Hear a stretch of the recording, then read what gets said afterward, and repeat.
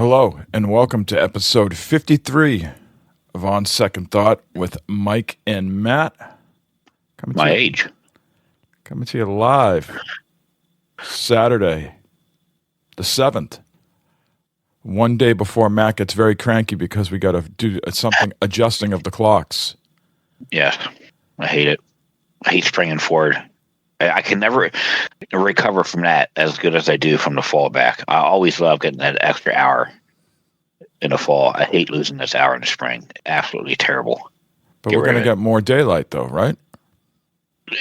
Yeah, in the evening. Sure, it'll be more daylight in the evening, but just next couple of days for me are going to be bad. Just seems like everything's rush. Everything goes faster now. I want to bust out the littlest violin I can find. It's just like during work. I had this guy this week. I'm on vacation to get away from all you type of people. Notifications, this, that, and you're sending me a notice that my, my payment didn't go through. The bank. He literally, a human being just wrote in the email, "What the fuck?" We're supposed to know that you're on vacation and not to send you any emails that your payment didn't process. I want no shit, dude. I bust out a little violin. So I'm giving you a little violin as well because you're the same type of person that likes to be outside in the summer on the patio in your gazebo with the reds on and your handhelds, and you get extra daytime. So yes, pull yourself up get suited and booted, pull yourself up by the bootstraps and push through. No, I'm going to be miserable tomorrow, and everyone around me is going to be miserable because I'm going to make them miserable. It's going to be a bad day. This next week's going to be bad. Again, just because it's like everything seems to be like faster now until I get used to it. And that guy should check his, if he doesn't want to check his emails, then he should leave his phone or something at home. Look at that. It's already started with me. Now, the problem is, I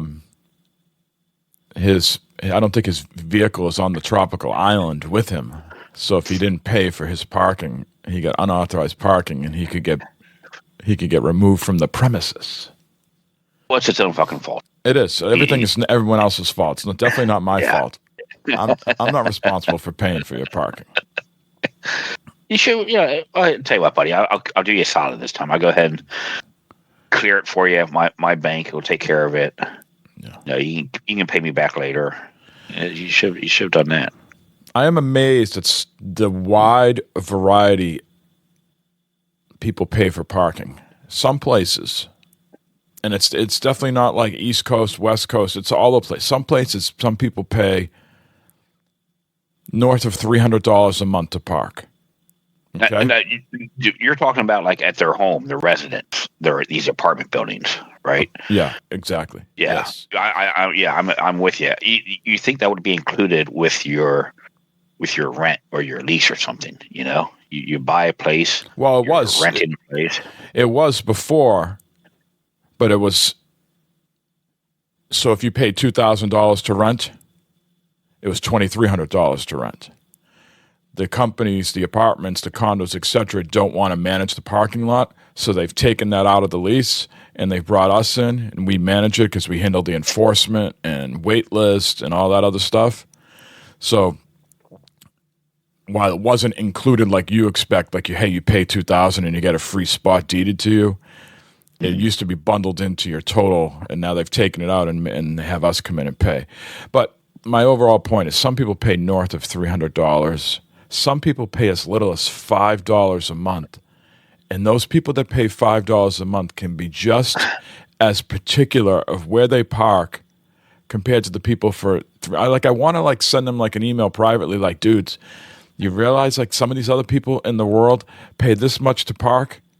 Take your $5 fucking spot, fucking stick your vehicle in there, and move on with life. Mm-hmm. Mm-hmm. Yeah, I'm with you. Yeah. And I don't know if it's an American thing. It's probably not. It's probably a worldwide thing. People want their cake and eat it too. I want the $5 spot, and I want the one closest to my apartment building, covered, gated, everything like that. Every amenity comes with a price. It costs money to ride the boat. That's what our big thing at work is what we say all the time. when clients say, "What it's going to cost me this," do that, it costs that. Yeah, it costs money to ride the boat, dude. It costs money to build things. It costs money to have these amenities that you want. It's not free. Yeah. Speaking of not free, I'm seeing people post online today because I'm not sure if you're aware of the world events that have transpired since the last time we have gathered here. Something going on. Our communal podcast experience where we like to get touchy-feely. There is an event going on in the world, and I haven't heard anything. It's already impacted me. I'm sure it's impacted you. My oil has gone up, gas has gone up, and what goes inside planes and boats, Matt? Gasoline, fuel, people. Right. So they're saying book your flights now. If you get somewhere to go later in the year, Yep. Thank God Barb and I did that a couple weeks ago for our trip to Maine. We got our flights booked. Yeah. Just another way to penalize people that have no real stake in this. Correct. Always keeping us underfoot. But, not much more to say on that. I could go on, but we'll leave it at that. Dissatisfied with the world events once again, and Absolutely. No matter what side of the aisle you were on, you are getting penalized financially for this. Yes, you are, and you will be for the long future also, between taxes and so forth, to pay for this bullshit. But remember, he said no wars, right? Something like that. No, he would say no. New wars. It was. Oh boy. Other things that have transpired since we've last spoken is blizzards and weather and ice. So my family was away, I think, shortly after we recorded, and they got stuck in California due to a blizzard that we had here. They were supposed to come home on a Monday. They didn't get home till a Thursday. Dealing with the blizzard here on my own was challenging, with the puppy and trying to make sure that, she's not locked up in her crate for hours on end while I'm outside dealing with it, doing a section at a time, coming in, checking on her, taking her out, rinse, repeat, was challenging. And then just being, isolated. Blizzard just doesn't mean snow. Like when we had that snowpocalypse a couple month and a half back, where we got 3 feet of snow, that was just snow. Right. Blizzard's the wind, the rain, sleet, snow, and the snow was coming down sideways, I was worried about all the weight of the snow on all the trees around the property, and it was just very windy. I woke up and actually my dog was standing up in the bed looking out the window because it looked like a snow globe, and she had no idea what was going on. So very, very, very isolated during that time, and my neighbors were very gracious, brought me some soup, nice bean soup. I know you're not a big soup guy, but this was not a liquidy soup. This had good. It had some good substance to it. Yeah, nice. Yeah, I'm thinking about starting up a GoFundMe, Mike. Maybe you can contribute a lot of it to move in next, to you, be your neighbor.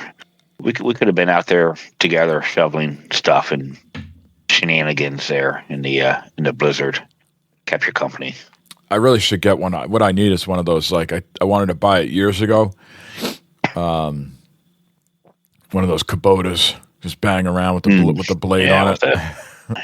With the whole shell around it that you can sit inside, like a Pope-mobile. Yep, there you go, Mike Mobile. Mike drive around town in his Kubota. But there goes Mike. The wife came home from California to see all the snow and the ice, and it's been cold. And she declared that we need a 6-year plan.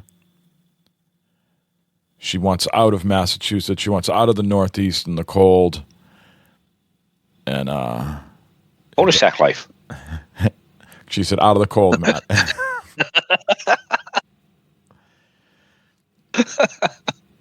So 6 years lines up when my youngest son graduates high school. And my middle son officially declared to go to Arizona State. Signed, sealed, and delivered. So he's going to be going there in the fall. He said, fuck this cold. Yeah. He's looking forward to it. He said he's going to go to a lot of Suns games. I can't remember if the Suns and the Diamondbacks play near each other or the Suns and the Cardinals play. I think the Cardinals are further away. I think the Suns and Diamondbacks are in that Tempe, Phoenix area. Yep. And I forget where the Cardinals play. Or they're outside Phoenix. Glendale? Glendale. That might be it. Yeah. That could be it. Man, you'll be able to, all the spring training that happens out there. That'd be cool. Yeah. So we'll have to keep working like 2 or 3 jobs to pay for all the fuel and gas to get out there. You know. Yeah. Don't worry. It'll might just go down here eventually. It'll be, everything will be, you stay union dress. Everything's just, we're winning so much, Mike. There's so much winning going on. We can't take it.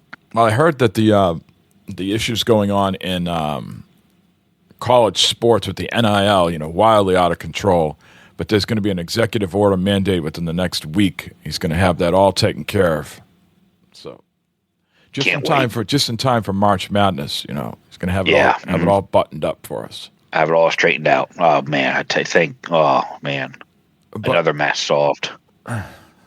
I need him to come over here and figure out my schedule, solve that for me. With the weather. I've been going, I feel like I've been going nonstop. Part of it's my own fault. I got the dog, and the dog is very enjoyable and brings a lot of value to our life. But my day lately with the weather has been starting, getting up, taking the dog out, bringing the dog in, dealing with some weather cleanup outside, take the dog on my walk, come home, have lunch, work for 9 hours, crash, rinse, repeat, Yeah.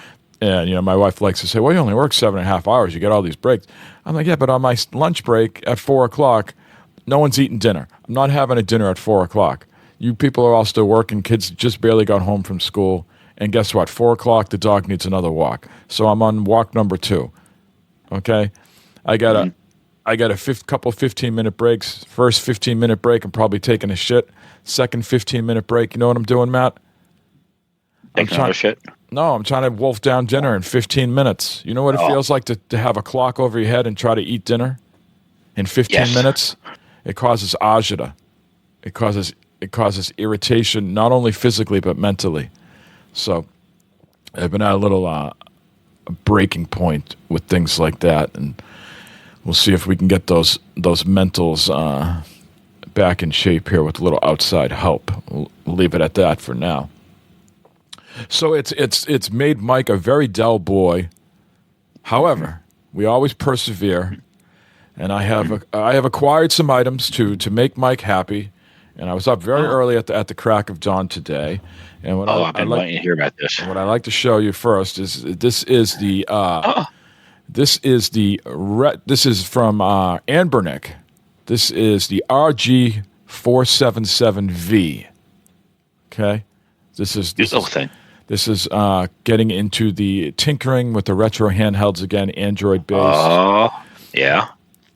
So this device here is only going to play. It can, it's got 12 gigabytes of RAM in it, so it can play a lot of stuff if I throw at it if I want. But I spent copious amounts of time over the last week and a half massaging my ROM files in between things. And a side note is the sort of public domain place that you can get some of these ROM files is closing down at the end of the month, because it's costing like them $6,000 a month to prop it up. And I guess a lot of the places that should be paying them are not paying them, side-skirting long story short, they've been closing down. It's not the only place to get ROMs, so it's not like doom and gloom for the tinkerer, the retro game market. But what it is, it's the safest place. There's no ads. You just click on it and it downloads. It's as trusted can get. You know what I mean? Mm-hmm. Yeah. So I've been spending a lot of time downloading and massaging the ROM. So to get back to this device here, this is just going to play, old school retro stuff up to PS1 and GameCube. So GameCube and back is what I've put on here. It can do other stuff. It could do, you could probably throw the Wii U. I don't know. Why would you want to put Switch on here? It's kind of a 4:3 screen for those for people that are listening here and not viewing because no one else is viewing. But Matt, it's essentially like a Game Boy in my hands, just very bigger, much bigger. Yeah, imagine a Game Boy size of a Game Boy Color. That's what it's looking like. A little bit wide. It looks a little bit wider. Yeah. But it looks, man, that's cool, dude. Yeah. Some back buttons there. Yeah, those are the triggers: R1, L1, R2, etc. So I've been chipping away at this here and there in between work and at nights here and there. And I woke up early this morning because tomorrow I got a full day. My son's having a birthday party at my parents' house. I'm supposed to go to a show tomorrow night. And then I'm working Monday instead of having Monday off because this coming Thursday I got to fight the law. I got to go to court and battle a speeding ticket that I am vehemently denying that I was going what they were reporting. Barney Fife pulled me over in the backwoods, and so I got to stick it to the man on Thursday. Be there early Thursday for your legal representation. I got my suit at the dry cleaners. I'll pick it up. We'll be fine, Mike. It'll go good. With my temperament lately, I am hoping everything is civil because my level of tolerance is at an all-time low, and I am worried. I don't think you're in front of a judge, right? Is it like a magistrate? No, do you call this person? Depends what you do. You don't call this person Depends what you're going in Honor, for, right? Is it in front of a judge? It might be in front of a judge. I don't think it's in front. It might be a real court case. No, I think it's a magistrate or something. Yeah. You have to look at the ticket and where you're going. Because it'll have the time and the place where you're going. So you have to look at that and see. Yeah, it's at a courthouse. But, I mean, I don't think a fucking Your Honor, judge is sitting there and listening to fucking speeding tickets, Anyway. All right, yo, bitch. This is what's up. Yeah. So, yes. So, anyways, I had to wake up early to tackle this because I wanted to get it done. Because I have other devices that have arrived, and I have oh my goodness, I have a full workbench here of stuff that I need to do, and I got a slog of things I got to get through. So, oh my, is it the same process as the other ones? Yeah, it's all Android based, relatively the same process. This device here has a different version of Android than the Retroid Pocket. Okay. I've only booted up a few games so far on it. Of course, I got to play my Larry Bird, Dr. J. Booted that right up. It takes up the full screen, which is nice. 120 hertz on this bad boy, 12 gigabytes of RAMs. Damn. So it's a powerful thing. It's the high end for vertical handhelds. Nice. Awesome, man. So I'm happy with that. New toys is always fun. Yeah, and then I've been this has kind of like replaced my the Retroid Pocket. So the Retroid Pocket I was showing you before, I think I'm going to give it to my son and put some. He's been inquiring about old Dragon Ball games on it. And so what I'm holding here is the Odin Portal 2. Looks like a Wii U. This is yeah. This is slick. This is really nice. Shiny. I've been playing a lot of PlayStation 2 on here. A lot. We'll get into that later, but I'm really happy with the Odin Portal 2. So, Well, that's cool. At least you're getting a lot of use out of these compared to like your Steam Deck and Ally and stuff like that. It seems like these are going to be really getting some use out of them. So that's good. Gives you something to do. The whole tinkering thing is kind of cool. Now that you're getting the hang of that. Yes, one thing on the docket that I have to do is I am going to take one of these devices and install a whole new operating system on them. Holy shit. Gamma OS. Mr. Wizard over here. Yeah. So, quite the satisfying and fulfilling hobby, getting everything working and stuff. So, I don't know what our original topic was there, but I think the weather and not giving me much time, I've been trying to find little pockets of time here and there to do this stuff. Yeah. So, in between all that, we have been playing. We participated a little bit in the Marathon Server Slam. Yep. And we should talk about that now in our thoughts, but sort of jump ahead on the stories. We decided not to buy it yet. Yet. And I don't think I'd like to hear your thoughts. I don't think it was a bad game. I thought it was actually a very good game. Played beautifully, looks beautiful. Just not sure it's our type of game. Yeah. I agree with what you graphics wise, looks great, bright, vibrant colors, cool atmosphere. Gunplay is smooth. It's a Bungie game. The gunplay is going to be good. Yeah, I'm not. We struggled a little bit. Going through doing a couple of things that we get a little bit better with killing robots and then avoiding robots and that. Which the robots are pretty goddamn tough to go with. The AI in them is pretty smart as far as avoiding you and jumping around in that. They're pretty good at that. But then, like the whole loot thing and stuff, at one point, you and I got some pretty decent loot. So we're going back in, doing better, and then we both got killed. We lost our decent loot, which kind of put a sour face. Like, oh man. What I found funny, Matt the whole time was telling me, "Don't worry about your loot. This is going to be server wiped. You're not keeping any of this stuff with us. Don't worry about Don't worry about your loot. Don't worry about all this that." And then when it came time that we actually had some good stuff, we died. And in these types of games, whatever you bring out with you, and you get killed by a human, not a robot, you lose your loot. You lose your loadout. The spoils to the victor.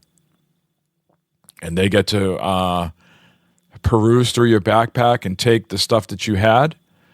And you got to go back to your, to your UI, your menu there, and rebuild your loadout, go into the armory and buy stuff.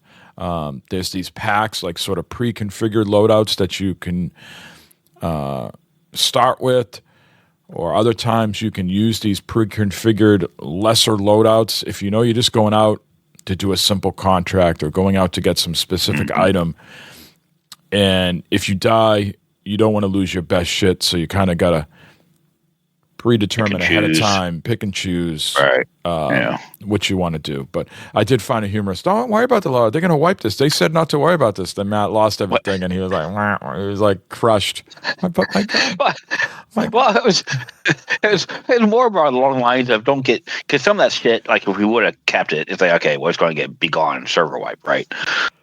But I understand that when we want to lose our shit, but it was just kind of like, oh man, yeah, we lost our good shit. It just kind of went downhill real quick. I'm on the fence on it.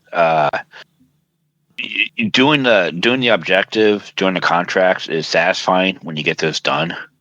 Like I said, the gameplay is really good. It's really cool. It's fun. It's satisfying when you kill a robot.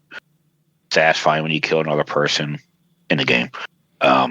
It's got would you say the art style, the bold colors everywhere, reminds me of Squid Game a little bit. Yeah. Mm-hmm. Yeah, I could see that. Yep. Like very bright, fluorescent. Yeah. Mm-hmm. It's got interesting lore, and I think there's. I heard some people say that when you play it like a single player, you just play it solo, actually has some horror elements to it. Oh, okay. It's more creepy than if you were playing in a group, and I guess the solo experience is tougher, obviously. Yeah. Right. Yeah,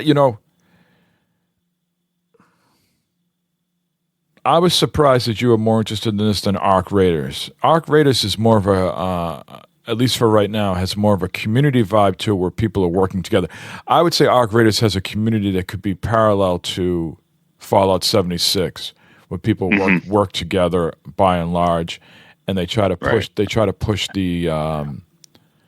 the griefers out. Where this game, Marathon, maybe just because the art style and the gunplay was reminiscent of other, Destiny or, other games in that sort of category. Everybody was just shooting on sight. There was no working together. There was no, hey, how are you? Let's work together. The objective. It was like, nope. It was on as soon as you saw each other. And at least in my brief time with Arc Raiders, that was not the case. There was plenty of people there that either ignored you, would help you. It seemed like it wasn't the norm to get just shot on sight immediately. Yeah. I think the hype with Marathon being a Bungie game, that's what kind of drew me in with it. Something new, something different again.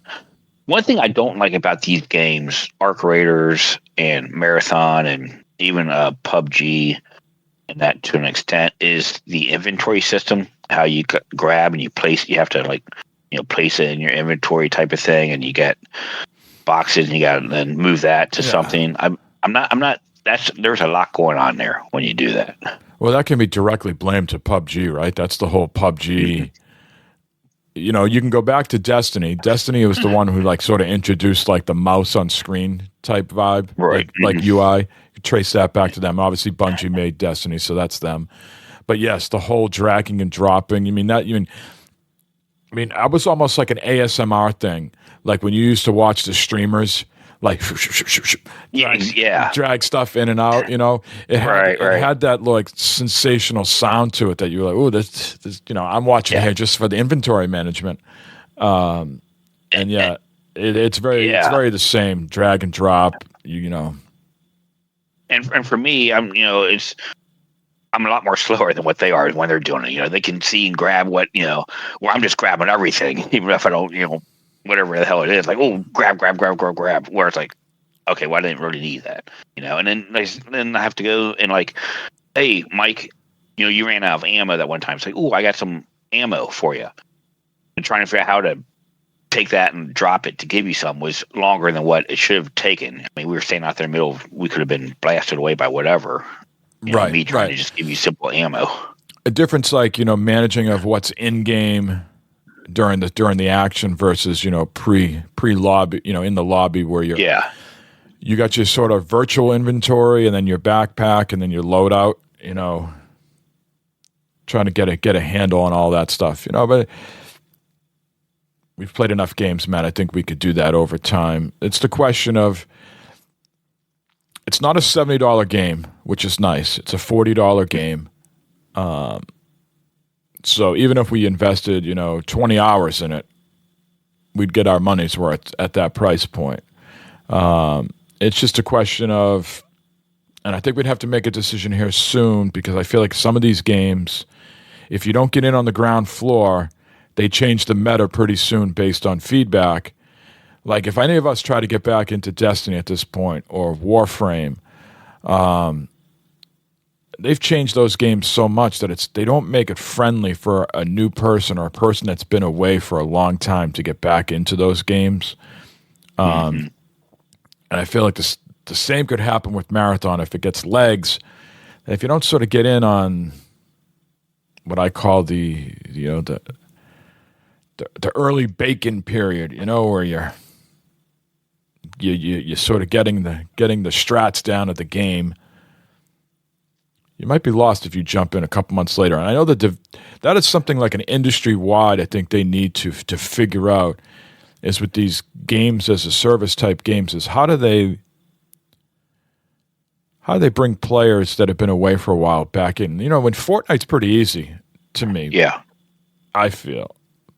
They've added a lot of in-game stuff with the missions and stuff like that you have to wrap your head around, but getting to the lobby, etc. It's been pretty consistent.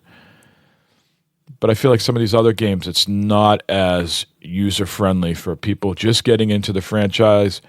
A kid who maybe was 8 or 10 years old and their parents said, no, you're not playing games with guns. Wait until you're, a teenager. And so they come around to be 13 and now they can start playing those games. And Destiny 2's been around forever. Warframe, they don't do a great job of saying, hey, this is what's new, or this is where you should start, or this is, and maybe this is, as much as I'm not an AI person, maybe this is where AI can fill some of the gaps. Hey, this is where you last finished, Matt, in this game, and let's catch you up on what you've missed. And that can be based on, some sort of AI thing that's, can be done, customized per person, right? Yeah. Yeah, you could go in, like, one of the things with Destiny and, Division, these are two great examples, is where, you take a break for a while, then you come back, and, you're playing against guys who are, fully kitted, okay, with all this new stuff, and then you're down with what was the meta back then when you played was great. Now you're, almost have to start over to build back up.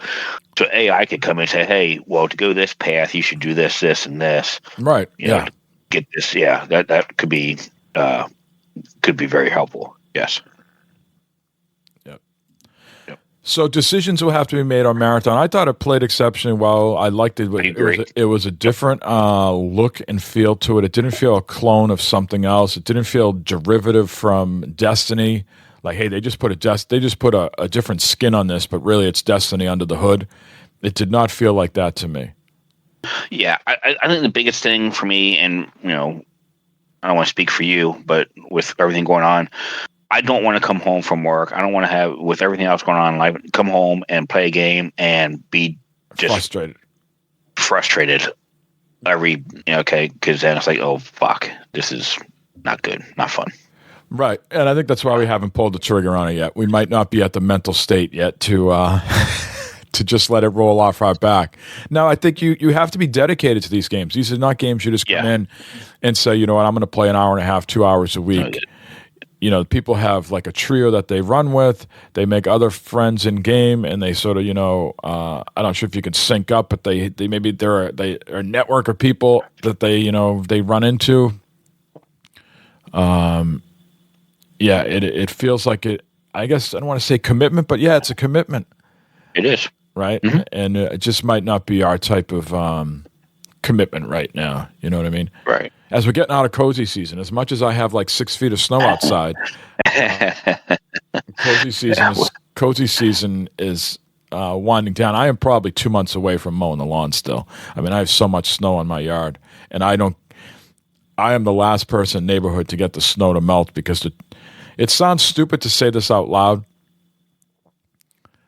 but it feels like because the trees are so high that the sun doesn't beat down on the property as much as people without trees. Even though the sun is way goddamn up in the sky, you know what I'm trying to say though. Yeah, I know what you're saying. Yeah, there's a lot of shade. You have a lot of shade. Yeah, and so it takes a long time for the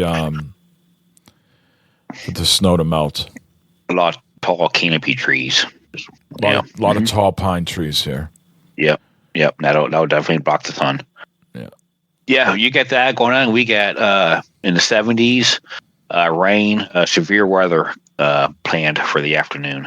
So it's the wind's starting to pick up now. The Argonne guy came out this past week, sprayed the yard. If you were a neighbor, Matt, if you were the neighbor up, you could come over to the basement here. We could put the Bearcats on the TV. I got a nice dual recliner behind me. Yeah, we could pass the handhelds back and forth to each other, and we could watch some Bearcats and maybe use Alexa to call up for some beers or some peanuts. Pizza. Yeah, there you go. Would you allow me to eat on your couch back there? I don't know. I guess. I do. I need to do some cleaning down here. Yeah, that would be great. Yeah. Another life, man. It's not going to happen in this life. Yeah, unfortunately. Yeah. Quickly, I don't want to dabble too much in this topic, but I wanted to get your opinion on something with the government regulations. Like, the genesis of the story is that New York State has sued Valve over loot boxes. Okay, and I think by and large, a lot of people don't want government up in your business on a lot of things. Just let me kind of enjoy my hobby, do what I want to do. But what is your? I think New York went for the easy sort of case with this. Oh, the children, the teenagers. To which I say, Valve might have some children and teenagers that play those games with loot boxes. What's the game that has the big loot boxes, and what's Valve's big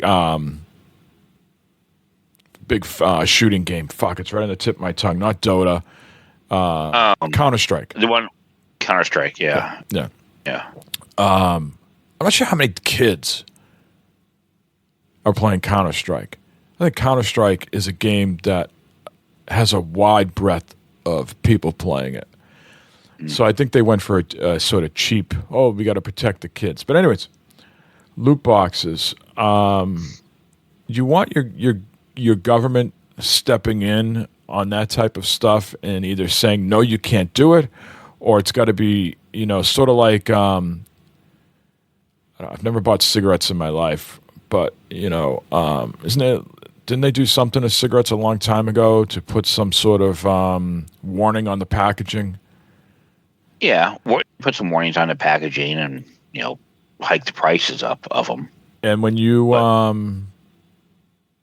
some games are rated right now, should there be some sort of warning, Matt, when you boot up Counter-Strike or these games that, pauses on the screen? Let's say it pauses on the screen for a minute. This game contains aspects of gambling. If you are addicted to gambling, please seek help. And so I think it's kind of naive, but how many kids game with their parents in the room at the same time? So the warning label is not going to matter to the kid who just wants to play the fucking game. He's going to just sit there. It's not going to matter to anybody.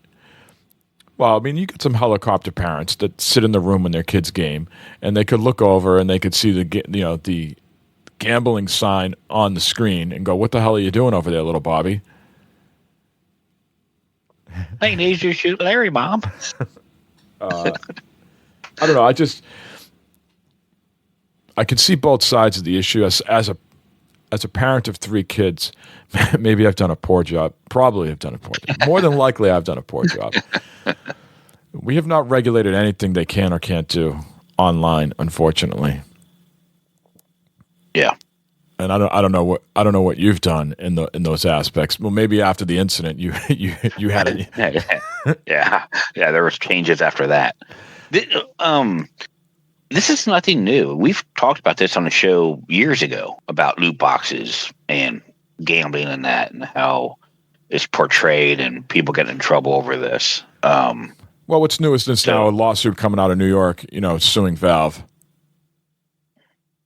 Okay, sure, but this has been around for a while. This issue, again, we've talked about before on one of our many past hundreds of shows that we've done with the whole gambling aspect of loot boxes and that element in the game where it shouldn't be allowed or whatever.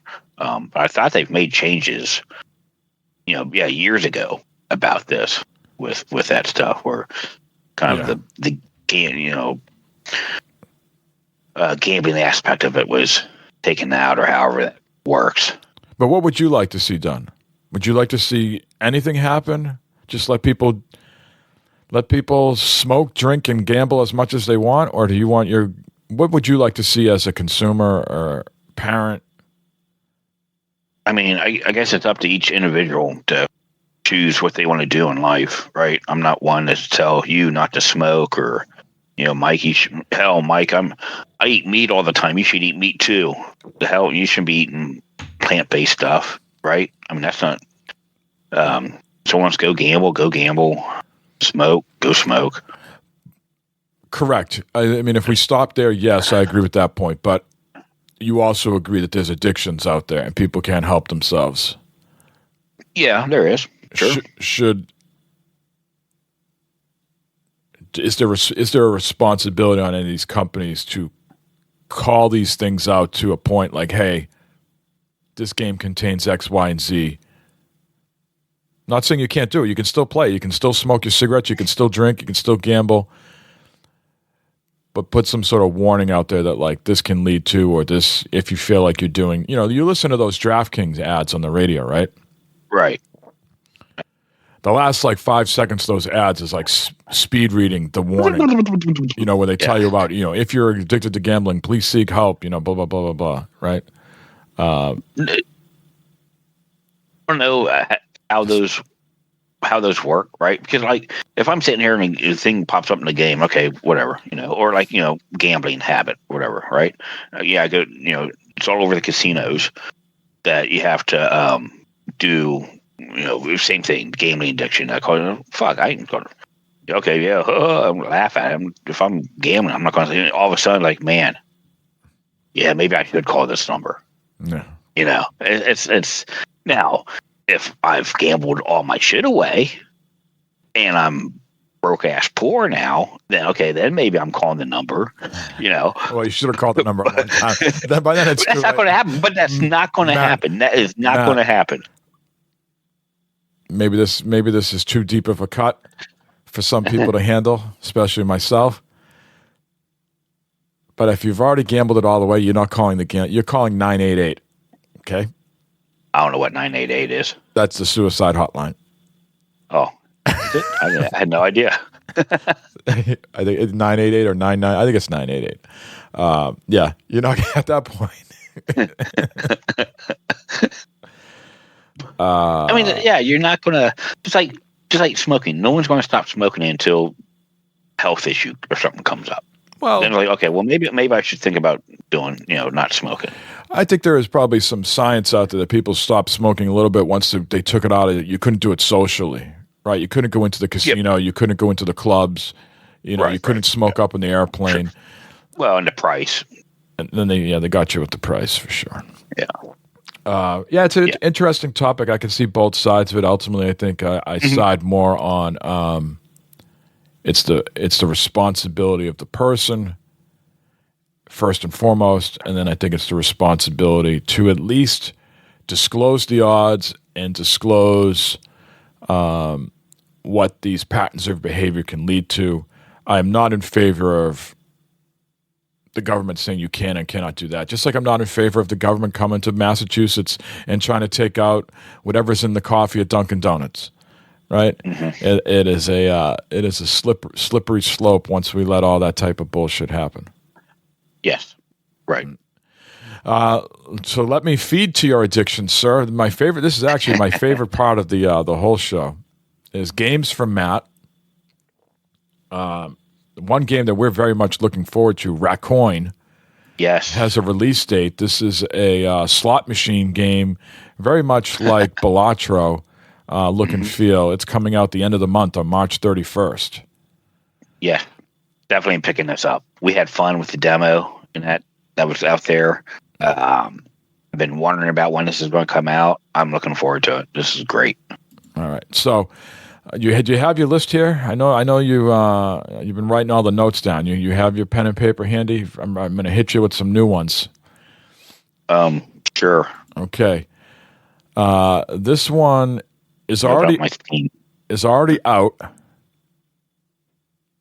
and it's called Docked. Okay. Return home to Port Wake and rebuild your family business. Docked is a realistic simulator where you operate heavy machinery, restore and develop the port's infrastructure, and manage day-to-day operations to help your port expand and thrive. Yep, I've seen Jeff Favignano and Barry Bugs play this game. They're all into these simulation games. Looks pretty cool. Mm-hmm. Okay. This one, it's coming out March 16th. I got Crazy Taxi vibes from this a little bit. It's called Deadline Delivery. Strap in, floor it, and deliver the goods before the bomb goes off. Play as Carl, a monkey driving a wildly unstable mail truck that's rigged with explosives on a tight deadline. Holy shit, this looks fun. It's multiplayer. This looks fun. This looks so fun. He is just going balls out, driving down the road. There is a demo for this Deadline Delivery, and it's out March 16th. These are all Steam games. I'm not sure if they're coming to other consoles, but for people listening. But yeah. Play solo or with up to 8 players, invite friends, or match with other players. Your job is simple. Deliver the mail across 18 unique maps before time runs out. This looks good. This looks fun. All right. 2 more here. This game is called Hozy.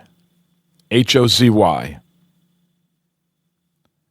Restore a forgotten neighborhood through your favorite hobby, one cozy room at a time. In Hozy, clean, paint, and decorate abandoned homes with the satisfying mechanics and intuitive controls. Enjoy the little details as you interact with tools, items, and furniture to bring each space back to life. Looks interesting. Looks like a good little chill game. Yep. Kind of got a Animal Crossing feeling to it with the decorating your home and stuff. Yes. And what a time for the Animal Crossing people. People are losing their mind over that Pokemon game, Poketopia or something like that. Yeah. This looks interesting. And the last one, Matt. It's on my wish list. Midwest 90 Rapid City.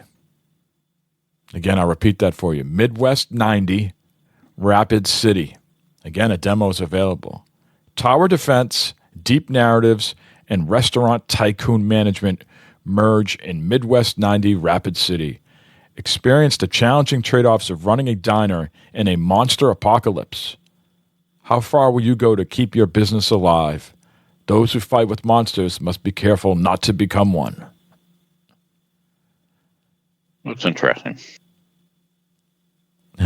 That's always your default response. Is that like when you say it looks interesting, is that like, nah, I'm not really into it? Or this one here, yeah, not really. Yeah.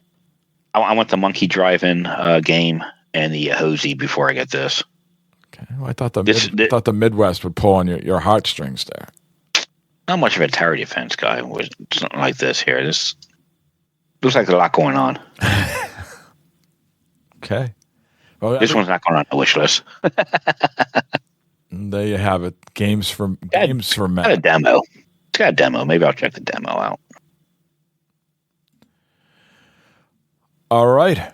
Let's move into what we've been playing. Kudos to Matt. You finished Assassin's Creed Shadows. And we say finished. You finished the at least the main campaign of the story of the base game. There's still side missions and quests that you could do, as well as the DLC if you so desire. Yeah, I'm 98% done with the game. I've killed all the people that I had to kill. I've done a majority of the side quests. There's a couple of little activities to do, like explore these tombs. I think I got a couple of those. I got some pretty cool weapons, some pretty good builds going on with my 2 characters. The DLC left to do, which I haven't bought yet. The main story's done. Great story. I enjoyed it. It was good. Ending was a little hokey, kind of left you a little in the open. Maybe the DLC solves that. Oh, yeah, they're going to take care of that all in the DLC, man. Absolutely, 100%. Don't worry about it. And I guess it's a good thing I finished this game because they've announced that they're winding down work on Assassin's Creed Shadows as far as patches and updates and so forth. So nothing new will be coming out on this game. Maybe some minor bug fixes here and there if anything pops up. But yeah, pretty much for now they are done supporting the game. Well, Ubisoft they got a lot of issues going on over there right now. Sure. Just as a company. So it doesn't surprise me. But it does surprise me on the other hand because they support, we got a story in the news here about Division, right? 10 years later and they're still supporting it. Now, I know those are different games. But Ubisoft usually has a good track record of supporting all their games for a lengthy amount of time. Now, I can't speak to the Assassin's Creed games. I can't say I'm an expert on that series. Like, is this normal for them because they usually annualize them and there's another one coming out so they don't support it? Say like, Rainbow Six where they don't annualize that, or the Division certainly hasn't been annualized, right? So those games are more of games as a service, live service game, and they got a longer. But even the Ghost Recon games were heavily supported. But this feels more to me, Matt, like Far Cry. Okay? Yeah. Where you have your base game, you have a couple DLCs, and then that's it. Now, I know the other side of this story here is that they promised more content, and then they walked that back, right? They ended up saying, actually, we're not going to do that, right? Mm-hmm. Yeah. It's supposed to be another expansion or a DLC. Right. Yeah, and that's pretty much done. They're not going to do anything with that. So. And I don't think that has anything to do with the sales. I think that has more to do with their corporate strategy that's in flux right now. Yeah, their internal issues. Yeah, the game I think did great. It had its critics, right? It's woke and all this other bullshit. I thought the game was good. I thought the story was good. Both characters were awesome to play. Lots of activities to do in the game. Lots of things happening. Huge map. Lots of areas to explore. Huge. Very huge. Very bigly. Bigly. It's good. And then just going a couple other things here. Resident Evil Village. I played that for one night, and I already installed it from my PlayStation. The game's hard. The game was hard. I was like, oh, nope, this isn't for me right now. It was on PlayStation Plus, so I downloaded it. It had that Resident Evil feel. It looked good. It was pretty good. But I was like, no, this game's way too hard. And of course, it was only in the beginning, so I don't know. Maybe I should try it again. But I didn't have the patience for it. It was a bad night to try, possibly for me. And pause there for a second. I hear nothing but great things for the new Resident Evil game. Mm-hmm. Requiem 9. Yeah. Yep. Same thing. Always, anytime those games come out, I'm like, yeah, I should, it looks like an action adventure game. I might be into that. And then you get into those games, and usually there's some sort of mechanic I don't like not enough ammo, scrounging around for like one bullet to kill like 5 monsters. Right. A lot of times I find in those Resident Evil games is the camera view or the character movement. Right, like I tell you a lot when we play at night and I'm playing Horizon. Like just let me fucking move my character. Why do I got to go into this animation to that I fell down and I got to pick, I got to prop myself back up, put my hands on my knees, and then just let my character move, get up, let me bounce up. And I feel like some of those Resident Evil games that I've played in the past, you got to go through some of these. I got like monsters coming at me. I got 2 bullets to kill them all, but now I'm like sort of stuck in some animation that's not going to let me be athletic. Right. I want my games to be athletic, that I can, defend myself and shoot and be a fluid, athletic character rather than stuck in some sort of animation. Resident Evil is notorious for having bad camera angles when you're in a corner or something like that, and you can't see what's going on. Right. Yeah. Yeah. So, and I might try it again. I doubt it. And then 2K PGA Golf 25. Oh yeah, I heard you're going pro with this. I've been getting out. Something must have got lost in the mail here. They sent it to me instead of you. Like, hey, we've been hearing this guy's been hitting hole-in-ones, and we're thinking of bringing him over to the TGL, and Yeah, I've been contacted to got to decide if I want to do PGA or that was it Live, Yeah. The game is easy to play. Like I've gotten a couple of hole-in-ones. I'm playing great in it. Maybe I gotta figure out how to up the difficulty or something. It's a fun game. It's a good game. It's not as heavy and deep as the EA version. Keep talking like PGA that. Tour Masters. It's like the commentary seems to be very limited on this. The graphics are good, but the people in the crowd could be better, more crowd. It's fun, it's enjoyable, it's easy for me to play, so that's cool. Again, getting back onto that where I want to have fun. Yeah, it's cool for a free game. Playing on Premium or on Plus, it's good. I'll continue to play it just because I'm having a good time with it. And I'm doing this my career thing where you go through the ranks and everything, which is a good time. And then a game I just bought yesterday. Already loving it. Slay the Spire 2. So you didn't play the first one. So what was the thought? How did you just say, like, I'm buying this today? Did you see someone else play it previously? Where did the hype come from? Just because it's new, people coming out talking about it on Twitter and BlueSky and on Reddit and stuff, and seeing it, advertisements for it on Steam and that. I said, well, okay, maybe, we'll see what this is about. Because the first one, I never played the first one, never really knew what it was. And then so I started seeing all the information about this one here. I was like, oh, this seems pretty cool. It's a rogue deck builder. And it's just, you fight against other animals. You're sitting there like on a stage type thing, and you're putting cards down like it's like Pokemon or whatever. Are you controlling the fights, or the fights happen automatically based on the cards you play?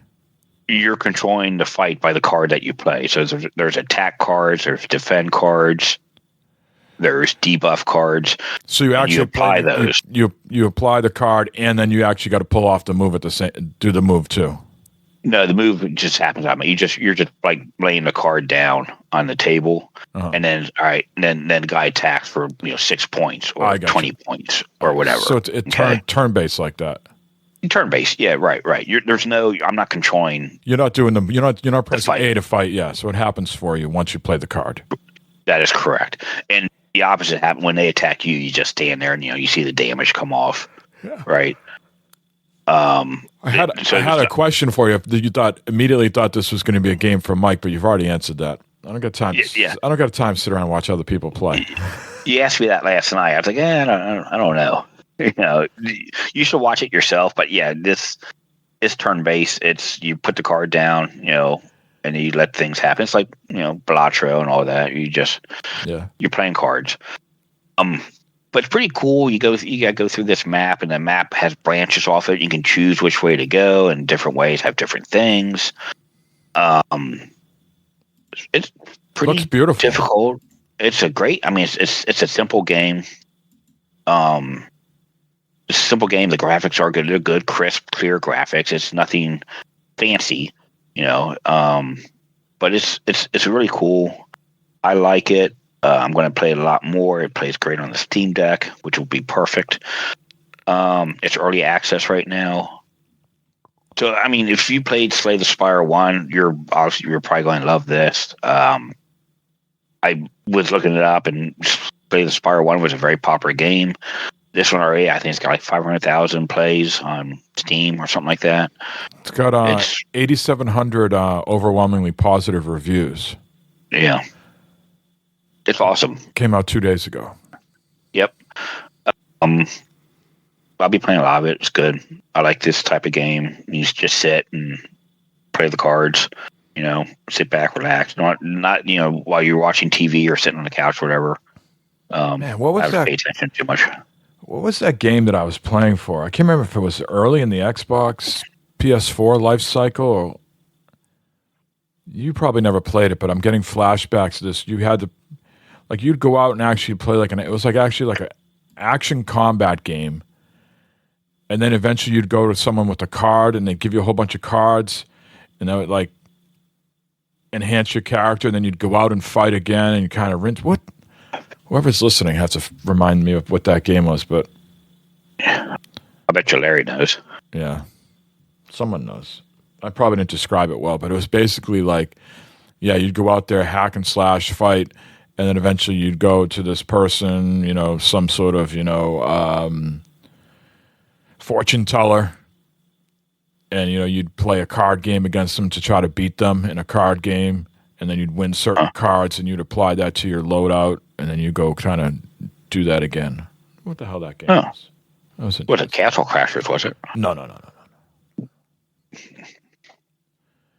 then, of course, we already talked about Marathon. Yes. Played some of that, and we're still thinking about that one. But yes. It's been a busy week for me for a lot of stuff going on with gaming-wise. Yeah, you got to try to think of in 2-week chunks here. So over the last time since we have spoken, I finished Diablo 3 again. This is the first time I think I've just completed it just myself rather than speed running it through with past friends. So that was nice. I don't feel compelled to go, do a seasonal character or anything like that. But in many ways, I enjoyed Diablo 3, I think, more than Diablo 4. Certainly Diablo 4 is more modern and visually more appealing. But I thought Diablo 3 was a very satisfying game. Mm-hmm. Well, yeah, I mean, that was a great game, very popular. Horizon Forbidden West. And I think for a lot of the past episodes talking about maybe not clicking here and there, blah, blah, blah, but what has really opened up the game for me now, and maybe this is smart game development, I don't know, is later in the game, you have a mission where you can override one of those flying dinosaurs. What's a flying dinosaur? Raptor? Pterodactyl? Something. Yeah, pterodactyl. Looks like a pterodactyl, right? But it's called something else in the game. And you can fly the whole map, so you can clear the fog of war. Oh man! With the sky, being in the sky, and you got to go from you're doing a mission over here, and you got an errand to do, and it's way across the map now. Instead of doing that on foot. You just call the pterodactyl and you fly. I mean, that is such a game changer. It's not even funny. I mean, it's just it's really opened up the game and has let me knock off a bunch of the side quests and errands pretty easily.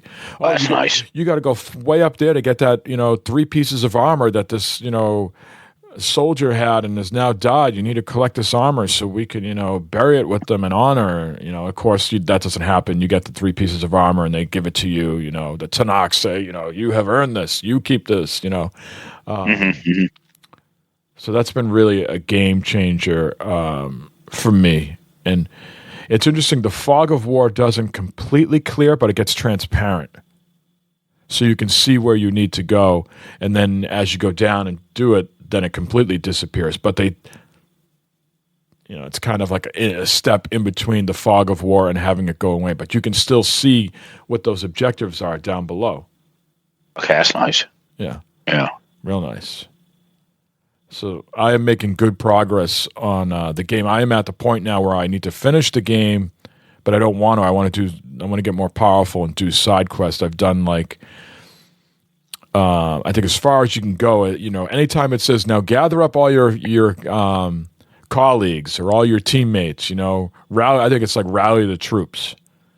At any point where in the game where you have a lot of NPCs that are going to play alongside you, and it says rally the troops, you're at the end. And I think it says, I think it says like my game is like 75% complete.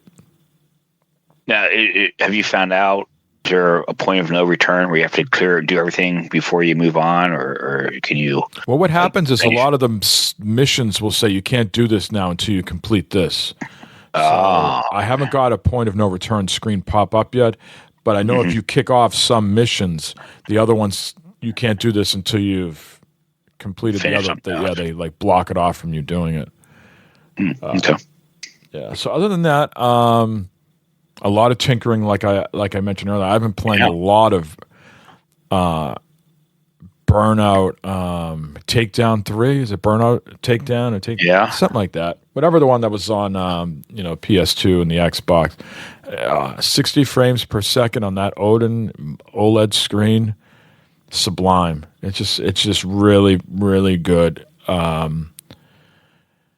Just going through that and just sitting here chilling out for 30, 45 minutes, just blasting through a bunch of races, Grand Prix, head-to-head races. You got to get a bunch of takedowns. It's just been fantastic. No frills gaming, back in a different era of time. Unlocking cars, pretty consistently. That was a great one. That was a good one. Just good, solid game mechanics, and it looks great. It looks great at the 60 frames per second. It looks really nice. I had to turn off the DJ. I got kind of DJ Crash, whatever his name is, kind of annoying. Yeah, and that was an era where pop punk was a big thing during that. And every fucking song, pop punk. I had to turn down the soundtrack a little bit too. I was like, just let me hear the tires burning and the engines revving. I don't need to hear, every stupid Green Day wannabe pop punk band, that bought their way onto the soundtrack. Right. I've also on the Odin 2 Portal with a wider screen, bigger screen. I've been playing a lot of NBA Street 2 as well. Now talk about a whole 180 on the soundtrack. I mean, Nelly, Not in My House. Oh, man, it's just, you want to put the battle armor on and just fucking go outside and just start fighting. Once Nelly starts going with Not in My House, come on. Yeah. I'm just ready to go. You're ready to fight that snow. I am. Not in my house. I'm sitting there, yeah. You know you're talking to me. You're talking to me. But yeah, I mean, I don't, we're going to talk about these other consoles here. Maybe take them all away from me. Just give me that fucking handheld with the retro stuff. I'm good to go. Sounds like that's your jam right now, man. Yeah. It's been nice. I played a little bit of whatever that Destiny game is on Android. Oh, shit. Destiny Light, Destiny Flight, Destiny. Look it up. Go to the Google machine. While you're looking that up, Fortnite is back on Android. Destiny Rising. Destiny Rising. Destiny Rising. So Destiny Rising and Diablo Immortal I have played on these Android devices. I don't know what the... Let's talk... I'm not a coffee guy. It looks like a coffee, smells like a coffee, doesn't really taste like a great coffee. Looks like a Destiny, looks like Diablo. They feel a little bit hollow experiences. And the part of me that's like, was these made by real people? Were they? Are these AI made games? I don't know. They just feel. I know mobile games. Maybe it's just a psychological thing, but they don't grab you as much as playing like the real Diablo or the real Destiny. They still, pretty decent games, but I don't know, it feels a little shallow to me, I guess is the way to describe it. It doesn't feel as authentic. Yeah, I'm kind of watching some gameplay. Interesting for sure, to use a Matt analogy. All right, let's get into some news items. So since we've last spoke, Phil Spencer at Xbox retired and Sarah Bond resigned. So leadership at Xbox has changed. Phil was talking about retirement for a very long time. I find it hard that on a random Friday he would retire. Some people have unearthed that he was actually supposed to announce his retirement on the following Monday, but IGN got the leak. And so once IGN ran with it, they decided to announce it Friday rather than sweep it under the rug and let it fester over the weekend. And they announced everything on Friday. So all this stuff was supposed to come out the following Monday. Having said that, it's a big year for Xbox, the 25th anniversary. Fable coming out, Forza Horizon, Gear. They got a lot of heavy hitters coming out this year, and I'm really surprised that Phil wasn't going to stick around for that. Now, maybe he's such a nice guy that he says, you know what?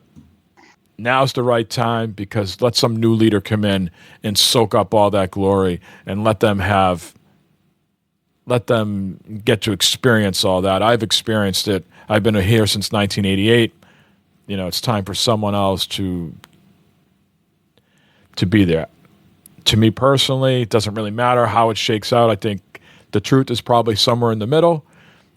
And I think if you probably, like in many ways, follow the money, their stocks are down like by 13%. Shareholders said, hey, you need new leadership at the Xbox. Things aren't going the way we want. And his retirement plans got probably sped up, right? So Phil's gone. Not personally, because I don't know the guy personally, but he would be a person I would like to have a beer with and talk video games and punk rock. I know he's big into punk rock, and I know he's a big gamer. He would be a guy, Matt, I bet you we could sit down, go to the brewery, have some pizza, and we would have a fantastic time with him. Oh yeah, I could see that. I could see him being laid back, just regular, genuine guy. Yeah. Yeah. Yeah. What I didn't like about the whole Sarah Bond thing, all right, so she was supposed to be the next person. She got passed over for someone else. That happens a lot in corporate life. She's very well off. She's got a lot of money. Bust out the little violin. What I didn't like was the Monday morning quarterback the next couple of days casting her in a light as the angry black woman. Yeah. That she was difficult to work with. She ruled with an iron fist.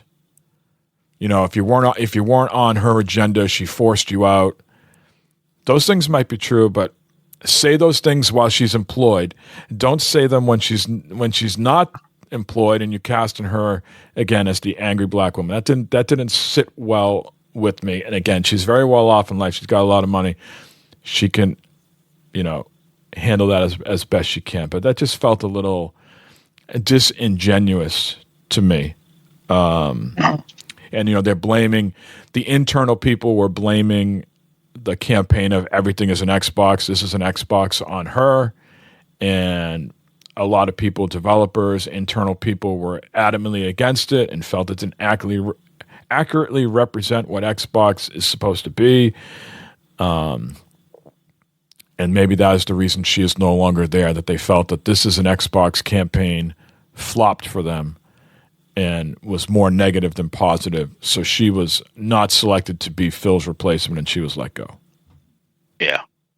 Yeah. That's unfortunate.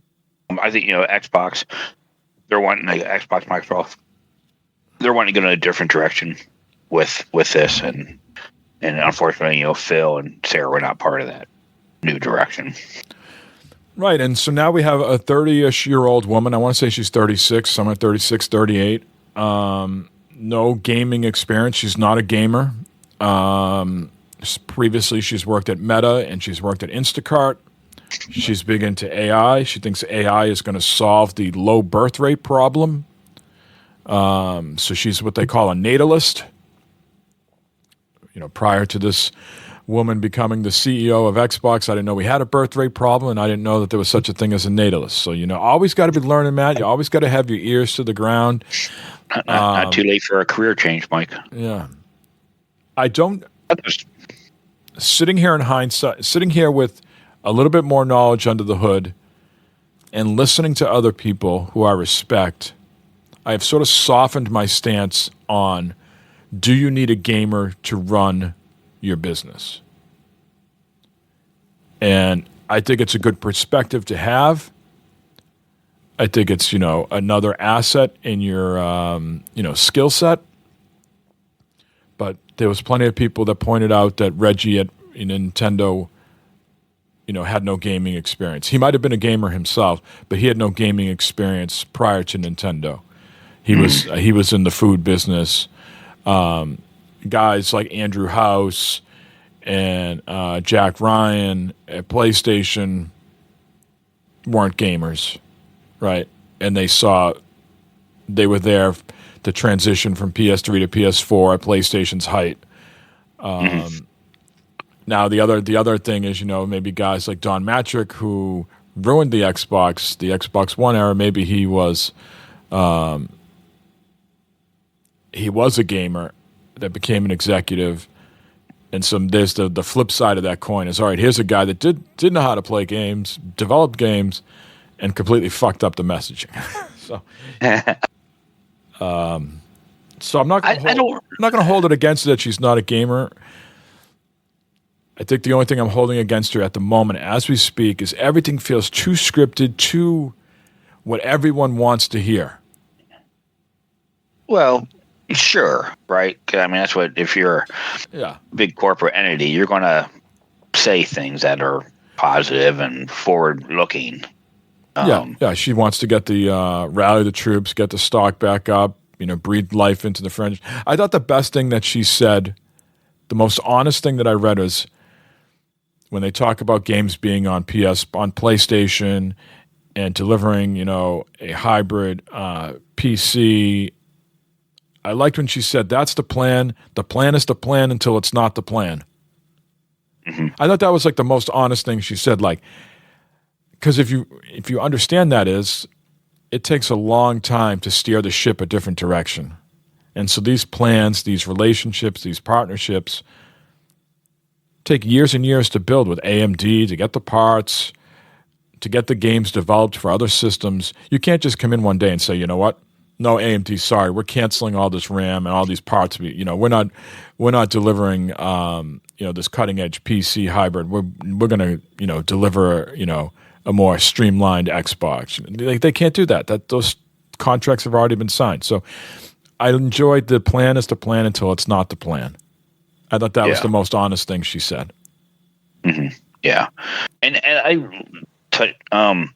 don't think that being a gamer is a requirement or would have to be a requirement for this, because you're going to be listening to what other people are saying about games and what should be doing and what's going on. It's not going to be your decision alone on this. So it doesn't matter if you play games or not. You're going to have to be listening to what the people want, what your advisors say and stuff like that, right?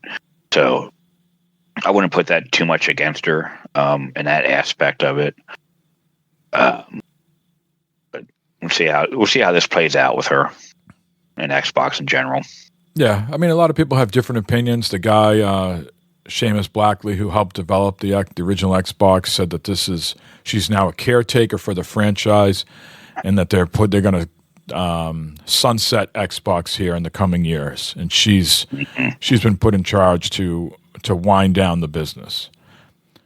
That's just one person's opinion. I mean, it's an educated opinion, someone who's got way more experience in the business side of things than me or you, but at the same side, it's just a business. I guess the Before we move on, the only question I have for you, Matt, is what do you want her and Xbox to do for you? Like, what is the what change? Do you want to see a change? Stay the court? Like, what are you asking from Xbox here? If Asha brought you into her office and said, Matt, you're a lifelong gamer. I value your opinion. What is one thing Xbox can do for you going forward? What would your answer be? Try and bring back the magic of the Xbox name and the games coming out, the exclusive games. It's like, oh man, we gotta play this.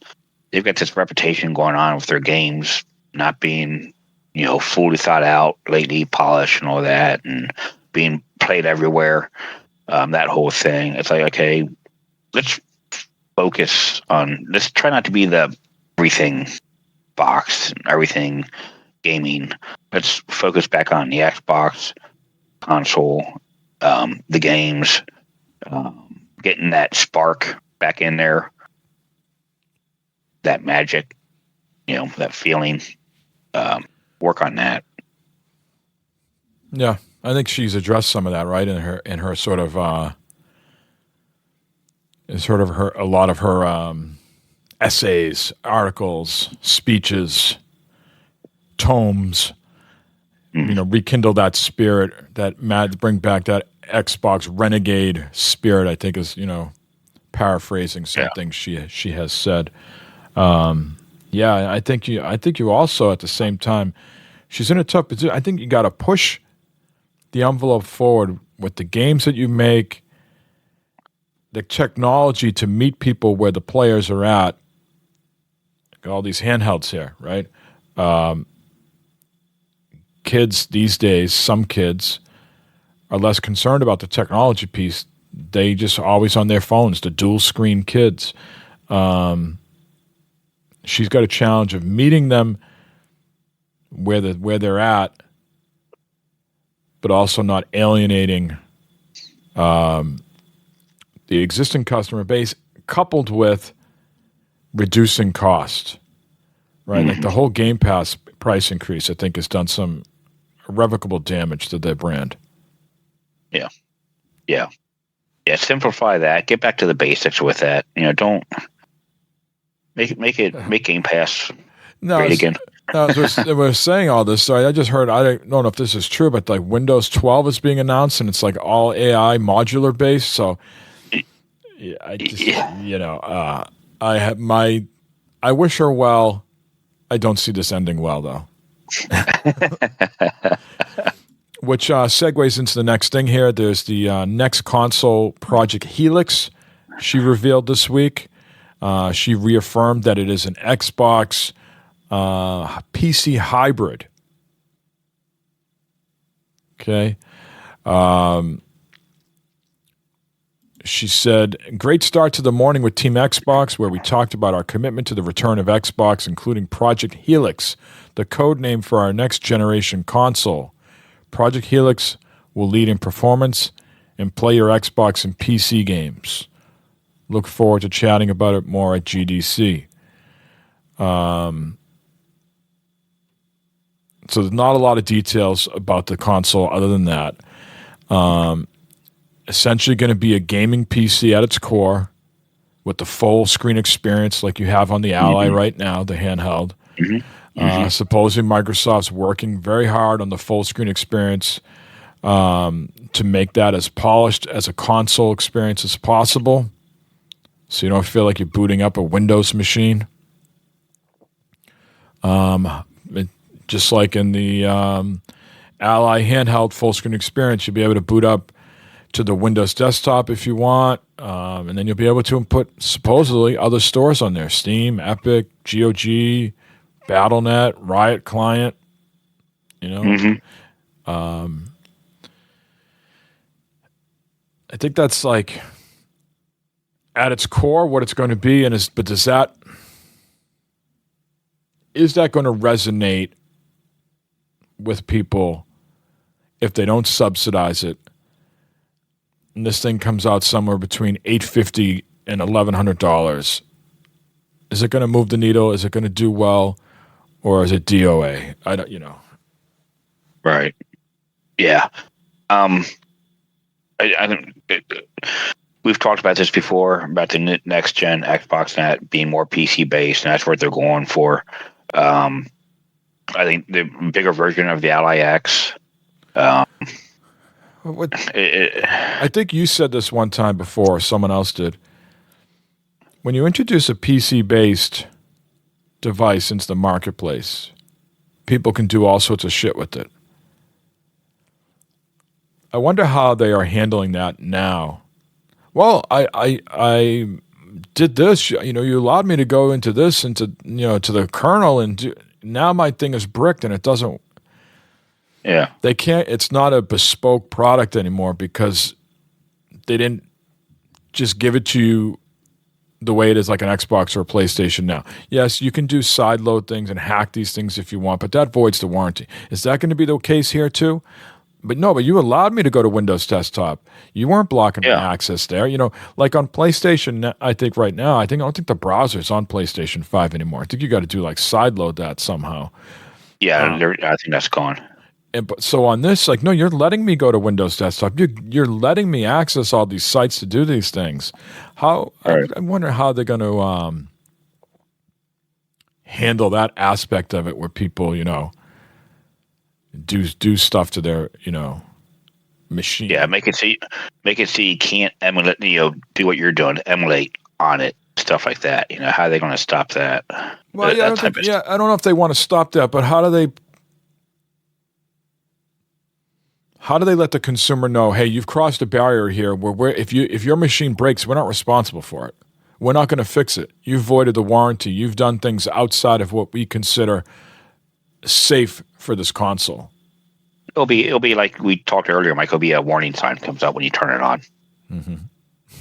Just like for the loot boxes, it'll be a warning. Now, the hacking problem, call us first. I think it's good to talk about the next story right as we're talking about this. The PlayStation is supposedly backing away from PC games, single-player PC games, like Ghost of Yotei and Saros will not be coming to PC, but their Marathon, their Marvel game, will be coming day and date to PC. Some people are speculating that they're doing this because they don't want their PlayStation games showing up on an Xbox. Now, Xbox doesn't have any right now. Xbox doesn't have any problem releasing their games on PlayStation, but PlayStation walking back this thing. I think the bigger problem, they're not releasing them day and date on PC. So if I tell you Spider-Man 3 or 4, whatever the next number is coming out the same day on PlayStation as on PC, you're going to see a huge spike in sales on PC for that game. But if you're telling me 9 months to a year and a half later, Spider-Man 3 is coming out on PC, it's kind of going to be a flat reception, right? There's going to be some people that are going to buy it, but it's not going to be it's not going to do huge numbers. And it might not be worth the money they're investing to port it over in the marketing. They're not seeing the big bump. And they're not willing to do a day and date because why? They don't want to give 30% of their earnings to Valve, where they can say, we'll just release this on our own box, people will buy the hardware, and we get 100% of the proceeds. Yeah. They're PlayStation get that ideology still, which I think is good. Is you want to play this game, you have to have a PlayStation to play it on, or wait. And Xbox has to kind of go back to that also, right? Why buy an Xbox if I can just play anywhere else?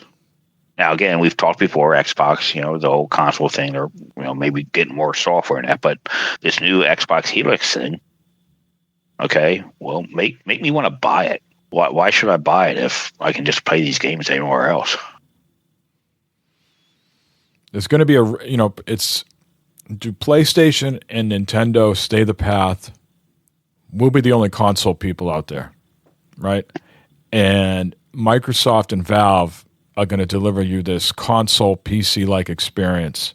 And as Microsoft and Valve going to be competing against each other, and sort of PlayStation, Nintendo in the console space, And the next story here, you can see how I'm weaving these all together, Matt, to save us time. This is wild. Valve yesterday released a blog post that said they hope to release the Steam Machine in 2026. And then later in the day, they came out to reaffirm that, no, it will be coming out at some point this year. Just shows you no one really knows about these prices with Ramageddon and AI's buying up all the chips, I'd be curious how much market research and spending they're doing on, if we make it at this price point, how many people do you think will buy it? What if we junk it up to this? There's a lot of that going on, Oh yeah. There's probably a lot of testing going on with trying to get people's feelings for. And then the other part of it is Valve going to try to beat Microsoft to the punch? If Microsoft is ready to release this in 2027, like AMD reported a couple weeks back, Valve must feel the pressure to release theirs this year so they can be the first to the market. And I'm sure Xbox would love Valve to maybe come out this year somewhat so they could be the ones to set the price, and then Xbox can see how it's received, and then they can adjust the price accordingly and then see where the world is at when it comes to next year. Yeah. Right. Yeah. They kind of a cat and a mouse type of thing happening here. I can see Valve, coming out first, right? Doing very well. The thing's a hit. People are buying it. And then when Xbox was like, well, I already got the Steam Machine, man. What do I need what you got for? I'm telling you, and if I'm PlayStation, I let Microsoft and Valve duke it out in that space, and I double down on the fucking great games and great experiences. Exactly. And keep putting those out. And as you see this week with Poketopia, Mugenics, people are chasing the experience more than the device these days. And fun, the games. And I think if Sony, you guys battle out. We're going to eventually release something new here, and we're going to do what we usually do, and it will eventually come out. But in the meantime, we got Wolverine coming out. We have Naughty Dog's game coming out. We have a Marvel game. We have Sorrows coming out. We have that would be what I'd be doubling down on is good, fun games that drawing people in, and not get caught up on this pricing people out of the gaming experience. Yep. No, I agree 100% with you. Focus on what's bringing people in, playing the games. Helldivers was a hell of a hit for them. Just keep doing that thing. I'm trying, Matt, the last story here to wrap my head around what's going on with the Division. It just seems like a lot of stuff is happening. There's anniversary update. They got, I think the message was, hey, we're going to continue supporting this game for the foreseeable future, different seasons. We got a definitive edition coming out that's for the first game. The base games are on sale. But then there's also, like we talked about with Destiny Rising and Diablo Immortal, there's going to be a mobile Division game coming out here that you can, I think, preload on your Android and iOS devices. Have you read through any of this? Any of this stuff, piques your interest? I mean, I wouldn't mind going back in and playing it again. Not playing over again. You said a couple months ago, I'm not playing that stuff again. Yeah, I'm not playing what we did again. But to get back in and try some stuff and that, Well, I would be on board for playing the Division 1 again. We didn't beat that to hell like we did Division 2. Correct. You're correct. Yes, I wouldn't mind doing Division 1 again. That was a great game also. Did they release for Division 2 that survival mode yet? Remember we had to huddle around a fire and all that stuff, or it's in Division 1. Did they do that for Division 2 yet, or is that? I wouldn't be able to answer. I'm sure Larry will give us a lengthy reply in the Discords about that stuff. But it seems like this thing here, play the Division 2 anniversary season today, play Warlords of New York for free if you own the Division 2. There's a special anniversary event pass with all sorts of free and premium stuff. The Division Definitive Edition and sale is happening right now. So the Definitive Edition is available on all platforms. I don't understand the difference between the Definitive Edition and what I already own. Is it just bundling everything I bought into one nice bundle, and I'd be wasting time if I bought the Definitive Edition? Then they talk about the road ahead, PvP balancing for the Division 2, expanded crossplay across consoles and PC, which is new, right? Mm-hmm. I know. Is there a cross save? There's no cross save, right? No, I wish there was, but no, there is no cross save.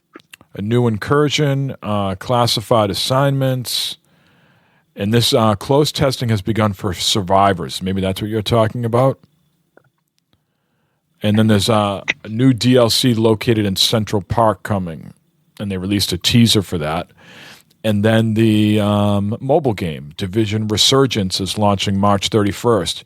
It's a free-to-play mobile game in the world of Division, launching worldwide March 31st, features an MMO-style shared open world, a canon story set within the Division universe, and brings all that you can expect from a full Division 2 experience, including co-op and solo gameplay, Dark Zone, and specializations to iOS and Android devices. Pre-register for the Division Resurgence now at your iOS or Google Play Store. Not much on those mobile games like that. Well, especially if you're just playing on your phone. I mean, if you might want to play it on your tablet and hook a thing up via Bluetooth and see if it's a better experience for you.